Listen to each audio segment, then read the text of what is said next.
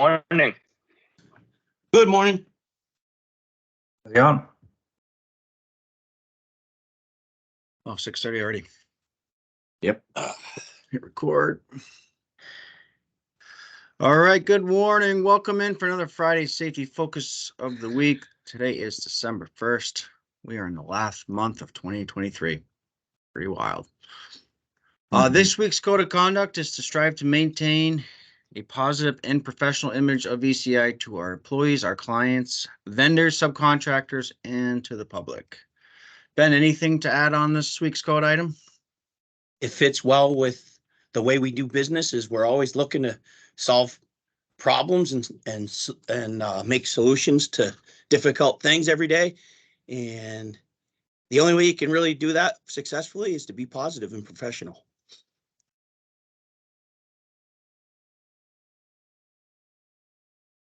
So our safety count, 3 days from our last recordable, and then 3 days from that first aid. We had an employee crush his finger in between a wrench and a bolt. Kind of just a friendly reminder about identifying pinch points and trying to establish ways to eliminate or mitigate that exposure. Kind of think about what you do while you're doing it, and second guess yourself sometimes. It's good to trust. Or also, if you see something, you see somebody in a position where they shouldn't be, say something. Let's try to work together as a team out there. So this week, we really wanted to highlight our best practices preventing damage to underground utilities. I know we've talked about this kind of the beginning of the year. It's a little bit different at the end of the year, but we have a lot of sites opening up. We're doing a lot of trenching on a couple major projects, so I thought it'd be good to highlight it, but also add some of the changes that we've made to our program as well. So today we're going to quickly talk about DigSafe tickets. I know we've highlighted a lot, but it's just more of like where you can find them. And then best practices with digging with care. Quick little thing about excavation after verification. We don't really talk about that a whole lot. It's kind of common sense, but I want to highlight it again in this meeting. And then one thing that we haven't added that I would like to talk a little bit further is just the trenchless utility construction, just about cross boring and the importance of making sure that we really do our due diligence to avoid any cross boring, especially in sewer lines. So we'll highlight that today. And then the last is just the communication documentation part of what we are trying to do to prevent, but if something does happen, how quickly we should act and document. So with that said, we'll get started. So I don't know if everybody knows, but hopefully after this meeting that you will know that you can find all your DigSafe tickets in Foundation under job files.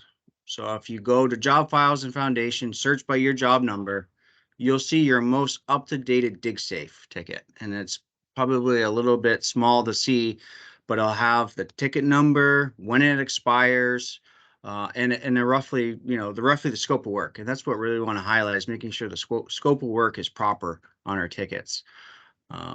So again, if you have any questions, again, you can call the safety department. We're here to help. But again, if you first need it, just look at Foundations and hopefully you'll see your ticket there. And if you don't, for some reason, let us know. Maybe it was something in the back end and our end that we didn't get right. So, but that's kind of a change in our process, how hopefully we can get DigSafe tickets to the field instantaneous right away. So no one isn't excavating or trenching without a known DigSafe ticket. You're talking about Foundation Mobile, correct? Foundation Mobile, yes. Foundation Mobile, correct. Yeah.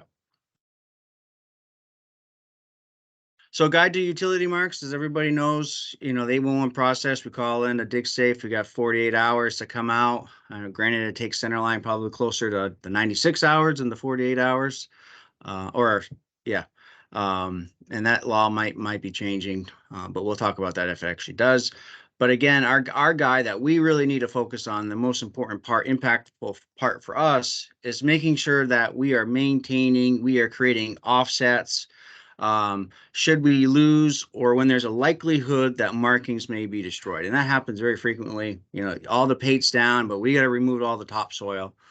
We got to remove the top, the top earth. So we need to try to make sure that we have grade stakes. We're utilizing grade stakes with offsets if we can, or field measurements in our field book, using fence lines, trees, posts, whatever it may be. So we can kind of go back and make sure that we remember this utilities here. Again, utilize our technology with the GPS equipment. I know the surveyors are out very frequently making sure that they're getting data points on all of the known utilities after the marks. So utilize them. Again, we have the drone. We fly a lot of our projects and we can get documentation that way as well. And then also take photos. It's great to, before you start excavating, digging, take photos on all the markings that you see on site. It definitely helps us on the damage prevention side if something does happen, or actually the damage recovery side. If something does happen, for those photos are worth 1,000 words if something does happen. But also maintain those marks. Have spray paints down in the tool crib. Make sure that you're stocked up. It's a little bit hard this time of year because it will freeze. So making sure that it's not just sitting in the bed of your pickup truck because it will freeze solid on you. And lastly, just on kind of markings, is making sure everybody knows the color coding system and making sure that we're following that color coding system. So if we're refreshing, remarking, making sure that we're utilizing red for power, orange for all of our comm wires is really the big ones, and then yellow is for your gas lines. We should be mostly, what we do is should be pink and white. That's our proposed excavations is the white, and then our pink is for all of our survey that we do on our Could you projects. put those in a Willie, could you put those in a Google Photos album and send them to me? Because they are Phil, absolutely. Phil, mute yourself, please. Oh, Thank you. So next, we really need once we really get going and we got our utilities, marks, best ability, and we're starting to excavate. So this is kind of where the dig safe law sets in, is we want to make sure we prioritize the 18-inch tolerance zone. This kind of means that we can't mechanically dig within 18 inches around a known utility if it has been marked. So we really need to make sure that we prioritize this. Everybody should know this. That's why it's very important to always have a spotter with another coworker with a hand shovel there. So as we're going down, trying to uncover this utility, that we hand dig to locate it, and then we can verify the depths, and then get in there with the cleanup bucket or the type of mechanical equipment that we're using to either cross it, cross it with our buckets and things like that. So here's just a quick little verification by hand dug. This is something that the trenchless team does extremely well because they have to really to provide their work. Is double checking marks. As you can see, this one, they're off about 3.5 feet, and that has been kind of the normal landscape currently that we're having with centerline, and we're working hard to hopefully change that. But again, we always want to make sure we verify by hand dig or vacuum excavation, try to verify the type, the size, the direction, the run, and the depth. So we can kind of create our game plan. And that's the same thing with trenching, with trenchless. It's all the same best practice. We always want to, once those lines are established, we want to go ahead and hand dig ahead of us and in front of us so we can plan our work. So do not assume that utility will be at a certain depth.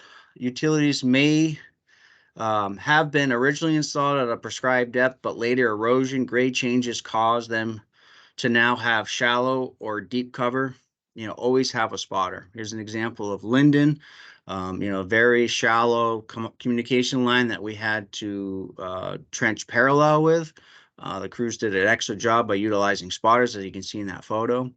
But probably our second most common utility strike that we have with regarding excavators is when we have already identified, we're following it, and there's a sudden change. So we always got to remember not to get too comfortable with that tolerance zone. Try to always maintain. We can't dig within 18 inches unless we physically see it. So as we're running parallel with stuff, we always need to be hand digging it out and ahead of us. And all those spotters out there, stop that excavator operator, because those X-ray operators always like, oh, I'll take one more. And it's always that one last pass that there's a sudden change in the utility, and we get it with a quarter of the bucket. So those are some examples that we want to try to eliminate and avoid moving forward. Some more best practices is powered equipment may be used for removing pavement, but only for the depth of the pavement. I know there's a lot of talk about, hand digging like through pavement. We are allowed to excavate through pavement. So, if an excavation or trench is going to cross a tolerance zone, going to dig test holes by hand to expose the utility at the point of crossing. It's kind of repetitive what I said before, but it's very important that we hand dig, locate before we cross. If the excavation or trench is going to be parallel a utility, dig a test hole by hand to verify location. So same thing, to always try to stay ahead. We always want to stay ahead of the excavator regarding all of our potholing and finding our utilities, so we don't get surprised by a sudden change. And then document and communicate. So when we see stuff, mark it out. Put grade stakes out there with depth so you can, if you're going to cross it later, and especially if there's any subcontractors in the area that might be doing some work, try to let them know where we find known utilities and potential depths, so it can help their process to prevent, but also it helps with their efficiency if they know where stuff is. So after we verify, we kind of find everything and we're going about our work. It's still very important to have a spotter to assist and guide the machine operator at all times. Doesn't matter if you have already uncovered it. We've had an incident where we've uncovered it. Spoil pile kind of fell in overnight, and we went back to kind of clean up that hole, and bang, we hit a power line before that a couple of years ago. So it's very important to always remember to have a spotter with you to help teams. Extra set of eyes is very helpful. And then lastly, if the excavation or trench work requires significant spans of the utility to be exposed, support them, prevent sagging or collapse. So it's very important to get with the engineers and making sure we got the proper way, if it's an I-beam, with how many ratchet straps to support. I know Vermont Gas is very critical, and they really like to be a part of that process. So give them a courtesy call. They'll come out and they'll help support it if we're exposing a power line.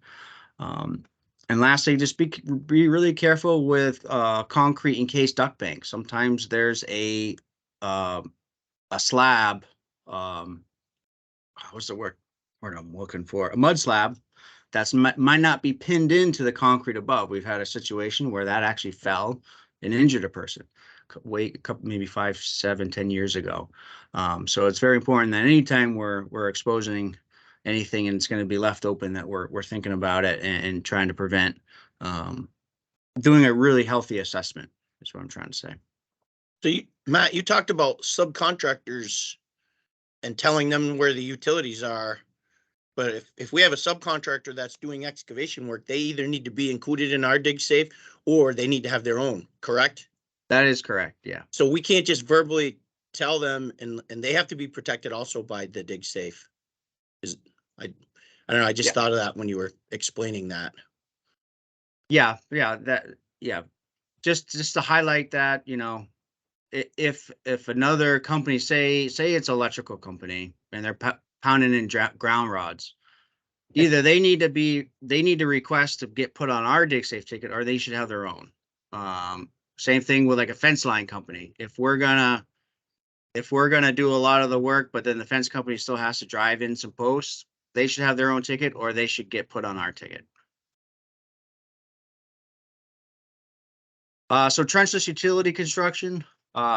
Biggest issue that we have seen here in the past is cross boring around sewer lines. And then they go out to clean out a sewer line, and then bang, that's either gas line or power line, and it's a severe loss, either personal health or utility wise. So if utilities exist, pothole by hand or vac to ensure their exact location and depth to verify that cross bore does not occur. And then a block sewer line may result in another utility line which accidentally cross bores, creating dangerous, unsafe conditions. So it's very, very, very important that we do a really good surveillance of our landscape when we're doing any trenchless technologies, and something that Tom and Mike and Carter and crew all really pay attention to. But we really need to make sure that we do our due diligence to making sure we try to find all utilities before we start doing some trenchless technologies, and especially these residential neighborhoods, because it could create a pretty serious situation. So when And you then- say cross bore, Matt, you mean that you're boring transverse to the utility? Across its Yeah, path? so you got a sewer Okay. line here. Yep. We got a sewer line here going Yep. out to the street, and we're running parallel with the road. And we're Yeah, going okay. through, we're going through services. Okay. We're drilling through services. Like, we're doing a lot of residential upgrades for communication throughout Burlington, Winooski, and all that.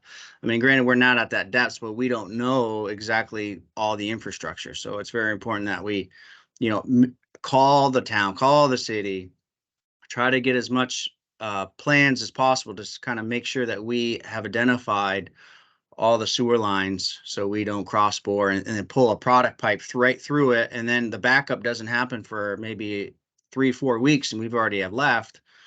Rotowires goes in there, cleans it out, and then does a lot of damage to the utility that we just installed.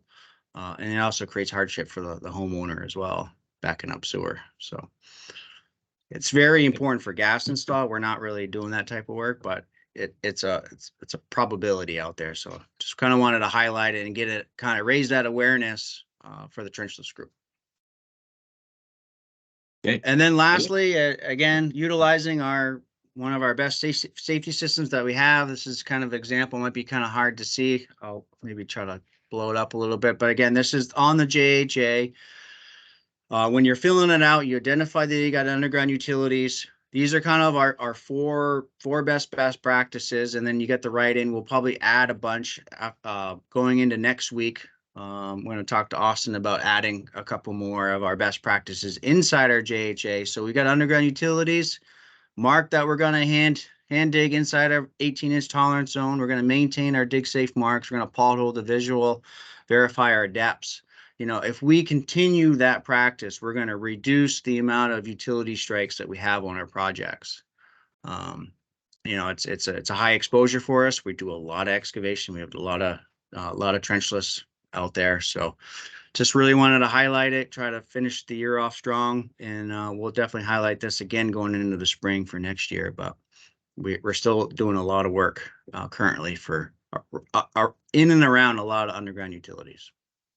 Anything to add, Ken or Ben or Tom or Austin? Just one thing I'd to add, say- if you have go ahead. Go ahead. Go ahead. Oh, I was just saying, one thing to add, if you have GPS on site, just mark out your utilities on the GPS that you might find. There's a 98% chance that you won't need it, but in that 2% chance where you do, it can come in really handy on the back end. So I was also gonna say that this time of year, as everyone knows, that there's extra precautions to take when excavating around utilities because you might rip out a frozen section of ground that extends way beyond where you expect to. It happens a lot. All right, I'll take over the screen.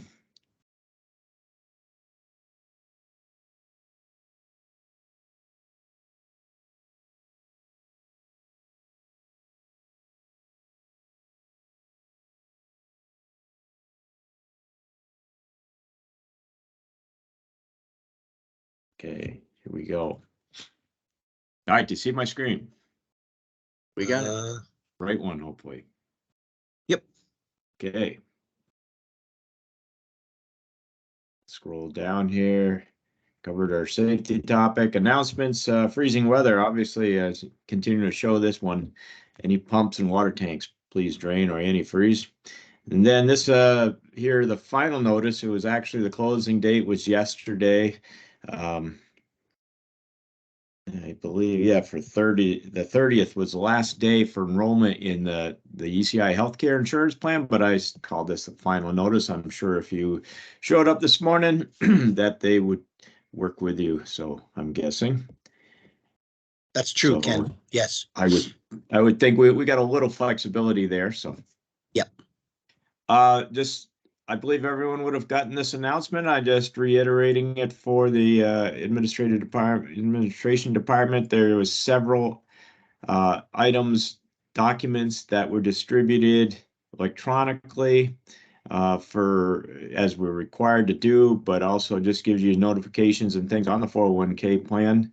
The interesting and cool part about it, we're excited to announce that the minimum requirement has been changed from age requirement that should be changed from 21 down to 18. So if you're in that category, then documents will be heading your way for a 1/1/24 enrollment. So that's pretty cool that we get lowered that age group.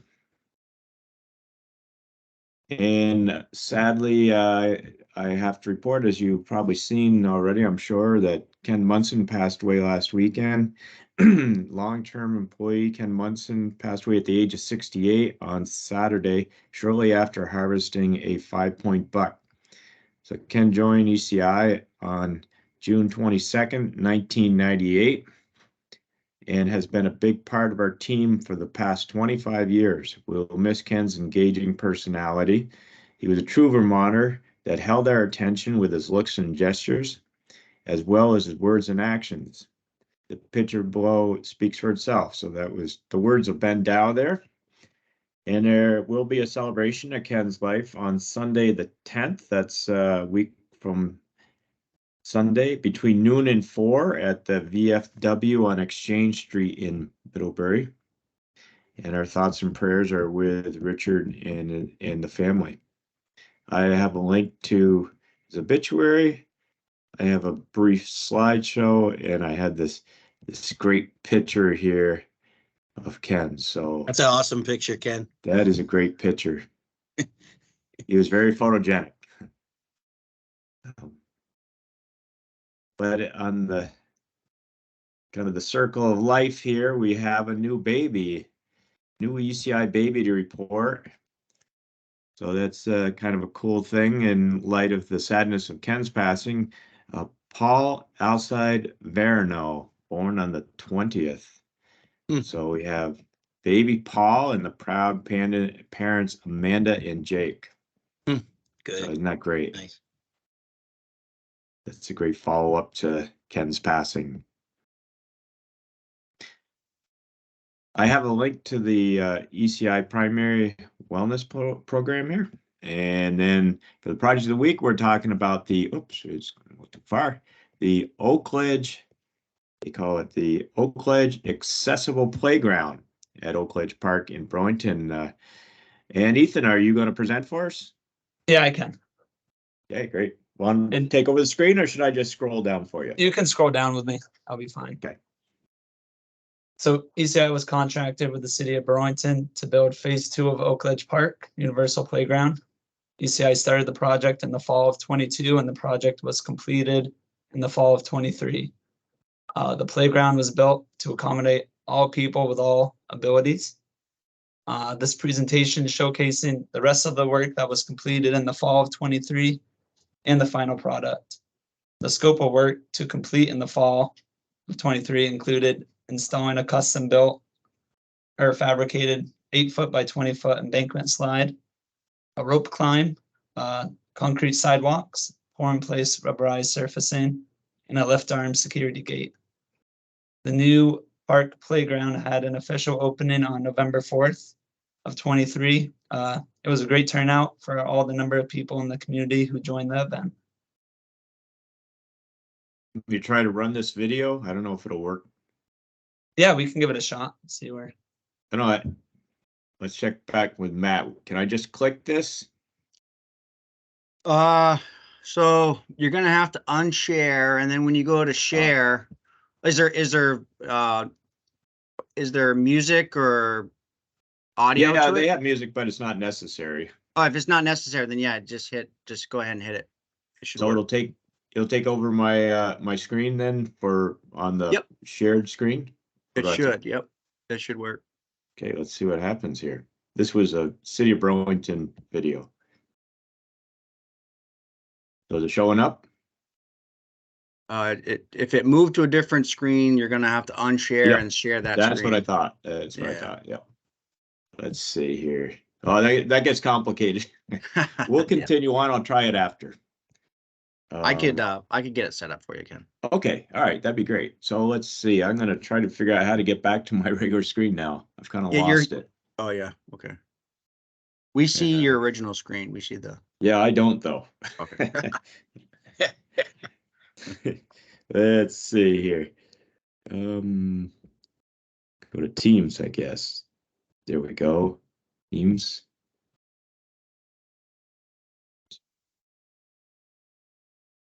Okay, yeah, I don't know, maybe I can get Ethan, can you take over the screen? Yeah, let me Okay, try. that'd be helpful because I don't have it full size. I have it up in my email, but that will work. I Oh, think. okay. Well, let's see. I can- I can try stop sharing. I can stop share and reshare. That's what I'll do. I could just take over if you guys want. Yeah, that's probably easier. Yep.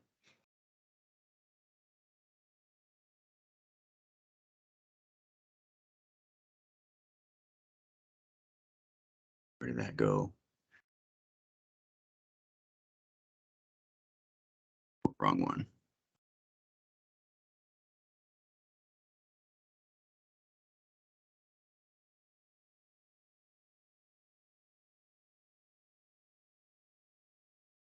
Oh, that's not working. Technical difficulties. Please stand by. There's that. Okay. This is roughly where we were, right? Yeah, going over some photos. This is a cool aerial shot of.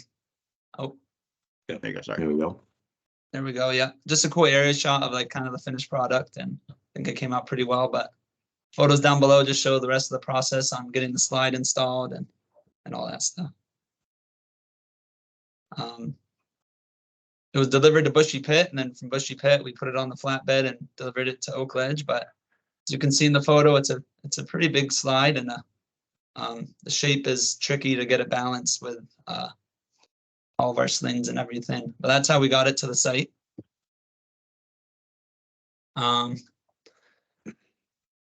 We played with it a lot at Bushy Pit to get it balanced. So once it got to the site, like we knew exactly how to pick it up, which made it a lot easier. And this is just us swinging it into place. And looks like Wayne Russin is guiding it a little bit. This photo kind of shows all the sonotubes we had to line up. There's quite a bit of foundations for this slide. So it was a lot of picking and setting and adjusting, but eventually we did get it. So in order to pour the foundations, we had to block it up and let the legs kind of dangle in the sonotubes. And then we ground pumped all the sonotubes in. And the top of the slide had a custom stairs. It was all 4x4s and plated together. So that was another tricky part, but this is how we got the stairs in place. Yeah. This photo shows Ryan and Dave and a few of our guys. I see Dan and Trevor in there, but they're pouring the rest of the concrete sidewalks with all the radiuses and made it come out really nice. These were our subcontractors. So this rubberized surfacing is like a fall protection for kids. It's really squishy and you like can pretty much bounce right off it. This is the base, and it's essentially like shredded tires, and they put this like glue chemical in there, which makes it set up overnight and gives all the cushion for falling and protection for, I guess, all the kids. So this is just the guys. We hired Surface America, and they worked for them, but installing the base course of it for these next few photos. One guy trowels it out, and then they use like diesel or like Dove soap to kind of smooth off the top. And then the top course is all the coloring. They weigh out and pretty much hand mix all this coloring, which was pretty neat. And they do a pretty cool job at making all their line works. And yeah, they went pretty quick with it too. So they definitely knew what they were doing. But this is them putting in like the Burlington logo up top on top of the slide here.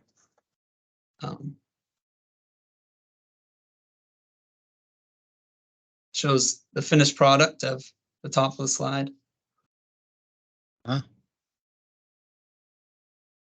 Nice. Yeah, that's them just putting in that's a rope climb to the left or more like a rope pole. So I guess kids will be flowing down, then you can pull yourself up and get to the top again. And this is just a picture of the turnout. I wasn't able to join, but I know Ben Heath went, and I don't know if anyone else joined from ECI, but there's a lot of people there excited about the park opening. So I guess it was a good turnout. Then one last overview of the whole project.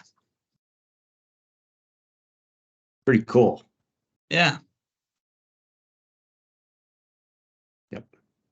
Then for the photo archives, thanks, Ethan. That was very well presented. We have operator Ken Munson placing channel stone at the Rygate Culvert back in September 2015. Pretty cool picture there too. Yeah. So that's what I got. Matt, I'll turn it back over to you and have a safe day out there, everyone. Yeah, Ken, do you want me to run that 30-second Oh, video yeah, if on you this? can do that. It's just about a 15-second one. And I can, after this, I'll run Ken's YouTube slideshow that you created. Oh, yeah. I'll close Yep, the that'd meeting be off great. like I'll close the meeting off like that. We'll have a little moment of Yeah, that'd be silence. great to close the meeting that way. So run the video, and the video's real short. All right, here's that.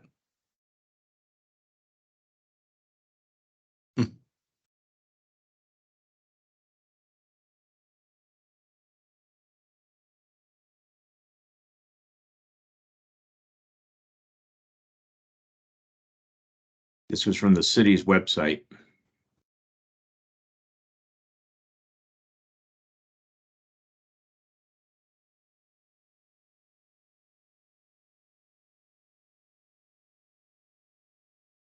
Oop, that's it. Yep.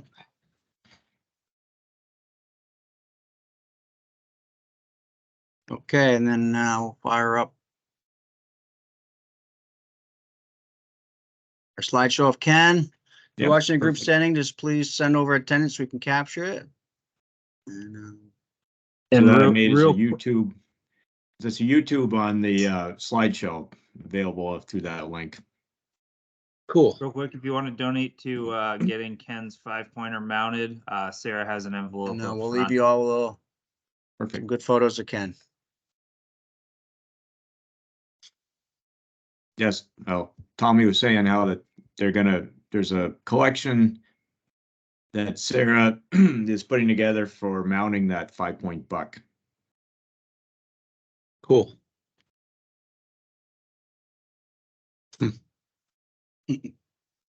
Sharing his lunch with Bill's dog.